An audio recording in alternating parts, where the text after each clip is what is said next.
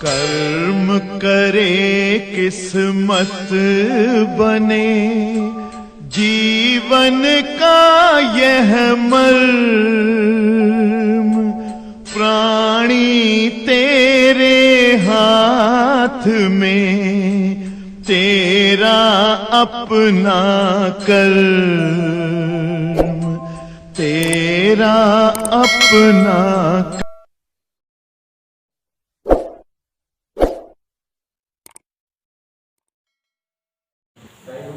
Dear students, अंग्रेजी में बात कर रहे हैं, थोड़ा सा समझ लिया करो। आप लोग ने देखा कि चाचा न्यूटन ने केपलर के नियमों से यह निष्कर्ष निकाला कि प्रत्येक ग्रह यदि सूर्य की परिक्रमा करते हैं तो उनको अपनी गति को बनाए रखने के लिए आवश्यक बल F उनके द्रव्यमान के समानुपाती और ग्रह और सूर्य के बीच की दूरी के वर्ग के व्युत्क्रम अनुपाती होती है। अब न्यूटन साहब ने बहुत से ग्रह और सूर्य तथा बहुत से अन्य दो पिंडों के लिए बहुत सारे प्रयोग किए और कई सारे परीक्षणों के पश्चात ये आश्वस्त हुए कि ब्रह्मांड में कहीं कोई यदि दो पिंड स्थित होते हैं तो वे एक दूसरे को अपनी ओर आकर्षित करते हैं, और ब्रह्मांड में किन्हीं दो पिंडों के बीच लगने वाला आकर्षण बल जो एक दूसरे को वे आकर्षित करते हैं, वह आकर्षण बल क्या होता है, इसको न्यूटन ने 1686 ईस्वी में बकायदा प्रयोग के पश्चात प्रायोगिक आधार पर सत्यापित किया कि अगर कहीं कोई दो पिंड जिनके द्रव्यमान m1 और m2 हो r दूरी पर रखे, यदि कहीं कोई दो पिंड जिनके द्रव्यमान m1 और m2 हो r दूरी पर रखे हो तो वे एक दूसरे को अपनी ओर खींचते हैं, आकर्षित करते हैं, और इनके मध्य लगने वाला जो आकर्षण बल होता है, गुरुत्वाकर्षण बल कहलाता है, ये हमेशा न्यूटन की खोज है इन दोनों पिंडों के द्रव्यमानों के गुणनफल के समानुपाती होता है और इन दोनों पिंडों के बीच की दूरी के वर्ग के व्युत्क्रम अनुपाती होता है। और ये न्यूटन का इन दोनों मिलाकर बोला जाए गुरुत्वाकर्षण नियम कहलाता है। इसे इकट्ठा कर दो तो F प्रोपोर्शनल m1 m2 बटे r स्क्वायर, या F बराबर g m1 m2 बटे r स्क्वायर, जहां g एक नियतांक है जिसे सार्वत्रिक गुरुत्वाकर्षण यूनिवर्सल गुरुत्वाकर्षण नियतांक कहा जाता है। और न्यूटन ने इसका मान, इसका मात्रक और इसकी परिभाषा बनाई। तो आपको बताना चाहूंगा एक बार फिर से, थोड़ा सा कुछ अब टेक्निकल बात बताऊंगा, कंप्लीट है, बुक की बात नहीं। ब्रह्मांड में स्थित किन्हीं दो वस्तुओं के बीच लगने वाला आकर्षण बल, ब्रह्मांड में स्थित किन्हीं दो वस्तुओं के बीच लगने वाला आकर्षण बल गुरुत्वाकर्षण बल कहलाता है।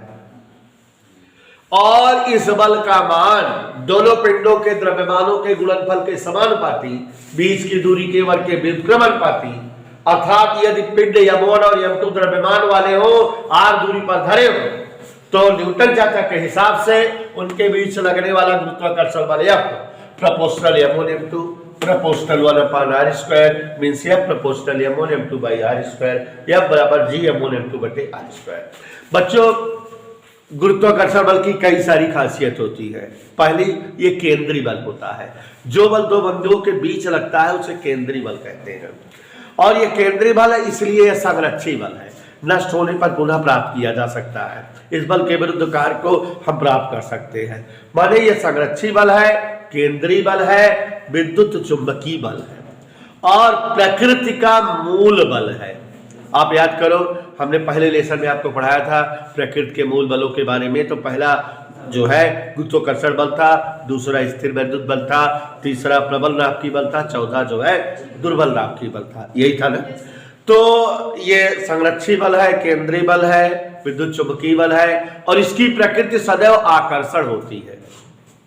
ये हमेशा जो है दो वस्तुओं के बीच आकर्षण जो है प्रवृत्ति वाला होता है, और इस बल का मान माध्यम पर डिपेंड नहीं करता। वस्तुएं चाहे जिस जगह हो, तेल में हो, दूध में हो, हवा में हो, जल में हो, पृथ्वी पर हो, इस बल का मान बदलता नहीं है। जैसे अगर दो वस्तुएं 5-5 या 5-6 किलो की 4 मीटर दूरी पर हवा में रखी है, उनके बीच बल अगर 20 न्यूटन का हो, तो अगर इन दोनों वस्तुओं को इतनी ही दूरी पर चाहे जहां रखोगे, बल हमेशा 20 न्यूटन ही आएगा। तो गुरुत्वाकर्षण बल का मान स्थान पर निर्भर नहीं करता, माध्यम पर निर्भर नहीं करता, समय पर निर्भर नहीं करता। इधर क्लियर? ताप और आर्द्रता पर निर्भर नहीं करता कि अगर वहां का वातावरण गर्म कर दो तो दोनों पिंडों के बीच का बल घट बढ़ जाएगा, इम्पॉसिबल। आर्द्रता पर भी नहीं निर्भर करता, ठंडी पड़त रहा है तो उन दोनों के बीच का बल जो है प्रभावित हो जाए। तो गुरुत्वाकर्षण बल की खासियत जो बताए बेटा, ये कंपटीशन के दृष्टिकोण से बताए। अभी पिछले साल 2019 में टेट का पेपर हुआ था, तो उसमें पूछा गया था कौन सा बल सबसे अधिक प्रभावी होता है या सबसे अधिकतम मान वाला होता है। तो गुरुत्वाकर्षण बल था, वैद्युत बल था, ऐसे ही 2 बल और थे।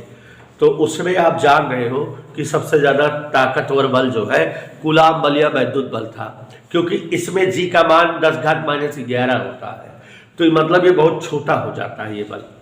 तो आप समझ गए गुरुत्वाकर्षण बल की खासियत नंबर 1 केंद्रीय बल, संरक्षी बल होते हैं, विद्युत चुंबकीय बल होते हैं, मूल बल होते हैं। इस बल का मान हमेशा आकर्षण होता है, आकर्षण प्रवृत्ति होती है। इस बल का मान स्थान पर निर्भर नहीं करता, ताप पर निर्भर नहीं करता, आर्द्रता पर निर्भर नहीं करता, माध्यम पर निर्भर नहीं करता।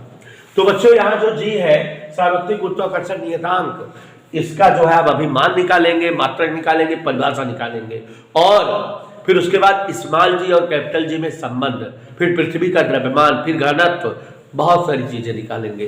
तो बात समझ में आई? तो जल्दी से लिखिए।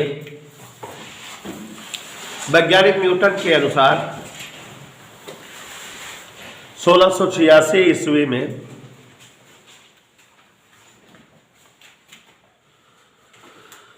वैज्ञानिक न्यूटन के अनुसार 1686 ईस्वी में यह प्रतिपादित किया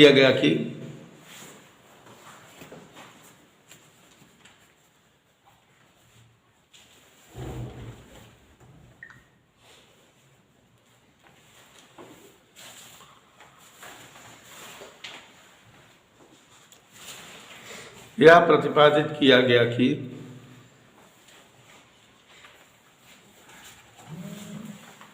ब्रह्मांड में स्थित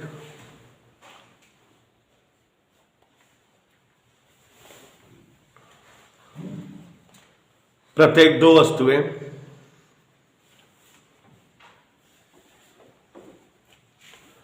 एक दूसरे को अपनी ओर आकर्षित करती हैं,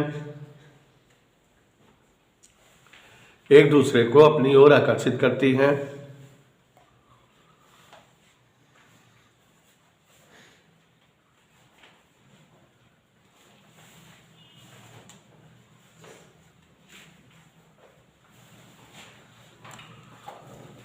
वस्तुओं के मध्य लगने वाला आकर्षण बल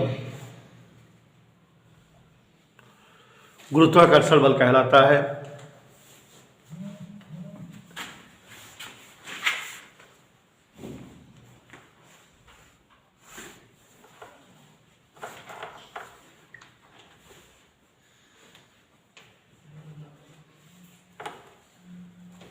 लिखा बेटा?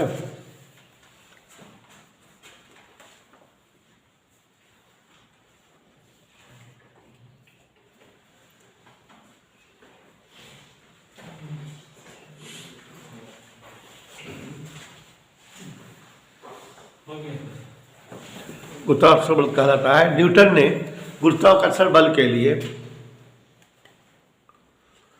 एक नियम प्रस्तुत किया जिसे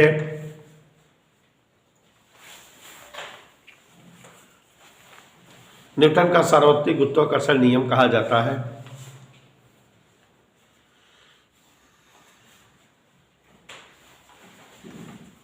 इस नियम के अनुसार कामा न्यूटन कामा में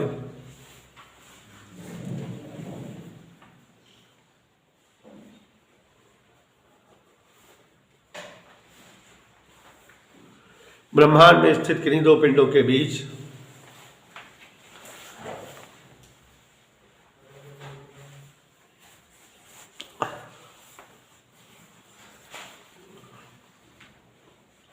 लगने वाला गुरुत्वाकर्षण बल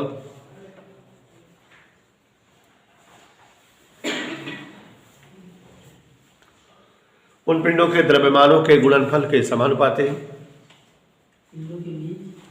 लगने वाला गुरुत्वाकर्षण बल उन पिंडों के द्रव्यमानों के गुणनफल के समानुपाती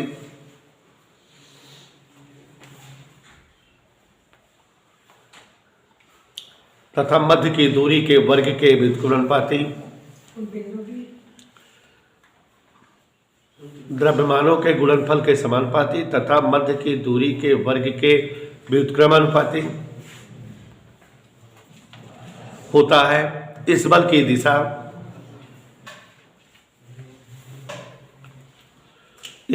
दिशा दोनों पिंडों को मिलाने वाली रेखा के अनुदिश होती है।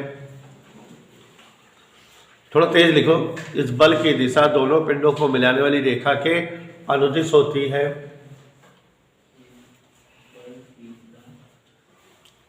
नई लाइन से, यदि m1 व m2 द्रव्यमान परस्पर r दूरी पर स्थित हों